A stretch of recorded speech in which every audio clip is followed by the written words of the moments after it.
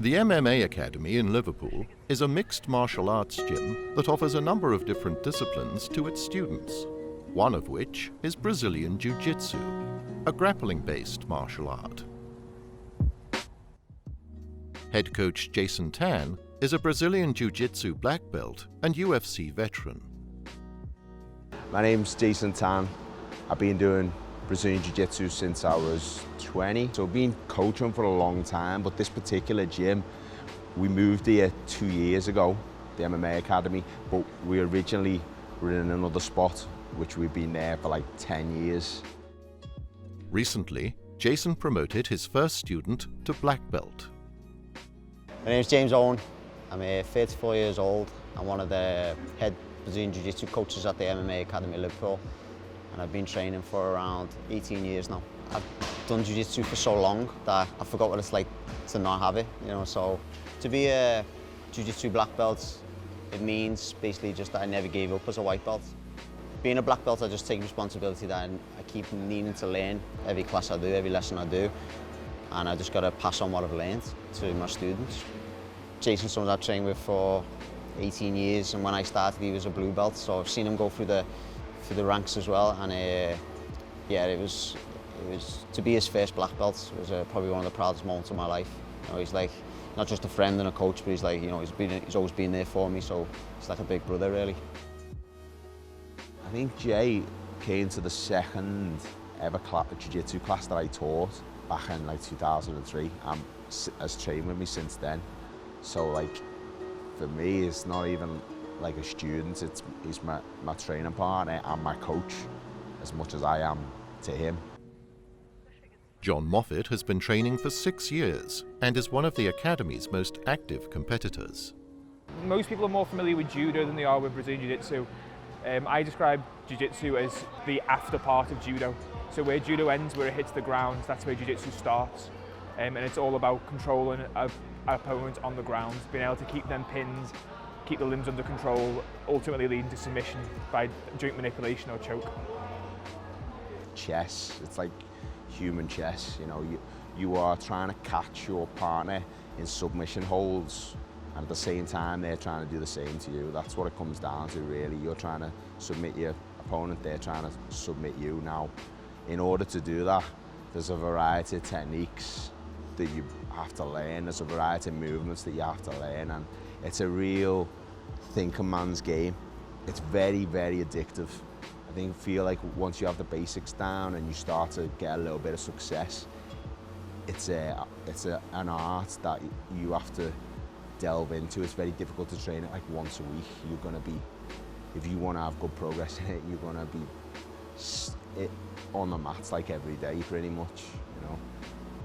Well, Jiu-Jitsu's for everyone. You know, you could be a 6-year-old kid or a 60-year-old man. You know, as long as you train hard, put the time in, listen to your coaches. You know, I think anyone can learn Jiu-Jitsu, anyone can be good at Jiu-Jitsu. You become almost like belong to something.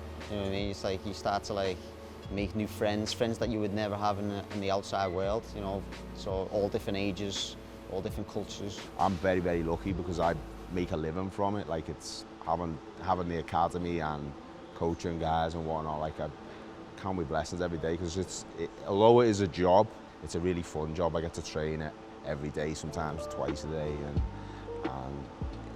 you know, it's a dream. So it's been amazing for me. I'm very, very lucky that I've been able to follow a passion, and I'm still doing it at this point. As a sport and as a martial art, it takes a long time to get good at, and it takes a lot of hours of training as well.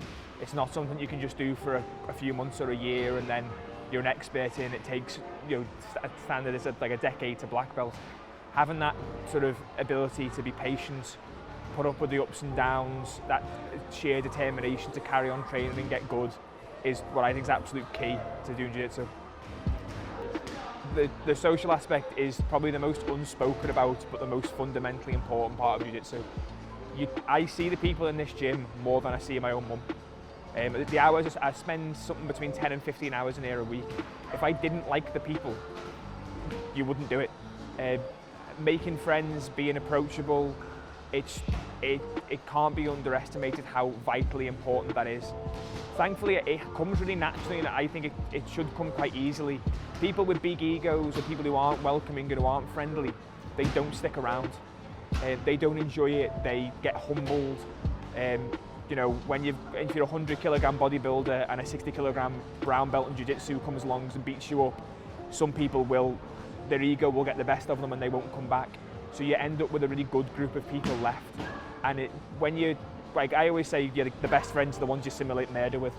They're trying to beat you and you're trying to beat them, but you've got this inherent level of trust with your training partner that ultimately in jiu-jitsu you're trying to make someone tap out. If I put a choke on someone and they tapped and I didn't let go, that would kill them. But I'm never going to do that, and they trust me not to, and I trust them to do the same for me. And I think that really does create quite a special friendship and a lot of trust involved in it. Seeing someone like come into the gym who's like shy, you know, got no confidence, head down, and then within like, you know, a few weeks or months of training, it's like they're like a totally different person. You know, they're like confident, they carry themselves different, you know, and just because we teach jiu-jitsu, you know, it doesn't just make people get better at jiu-jitsu, it makes them become, you know, better people, you know what I mean? It's like, it makes them grow as a person. And for me, that's the biggest reward I get from teaching jiu-jitsu, is seeing someone, you know, grow into it, you know, grow into themselves. You know, I get more of a kick out of that than I do someone winning a medal. It's amazing to see the progress that people make in jiu-jitsu. It's to see someone come in as overweight, underconfident, really shy, and then all of a sudden you see them get so much healthier, get so much more confident, enthusiastic in what they're doing, and it's just phenomenal to see that progression. It's made me a lot more chilled in life through competing in this and doing something that takes so much willpower and puts you under so much stress. It makes everything else seem so much easier in comparison to it. So I think it helps people. It's I think it's the most challenging thing you can do. So it makes everything else seem that little bit easier.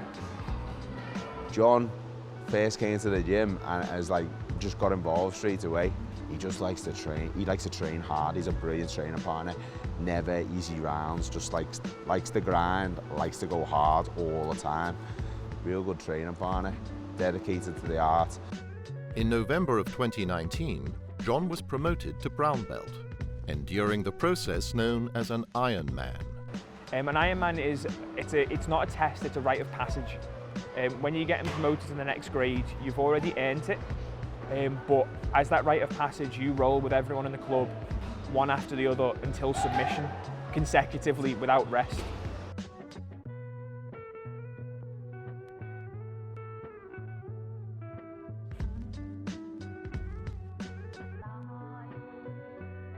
It's a bit of a celebration when somebody gets their belt, and that's the way we've always keeping on with that tradition from my coach Carl Tanswell and his coach Matt Thornton. We've always kind of kept that tradition there. My one went on for about an hour and a half of 50, 60 people.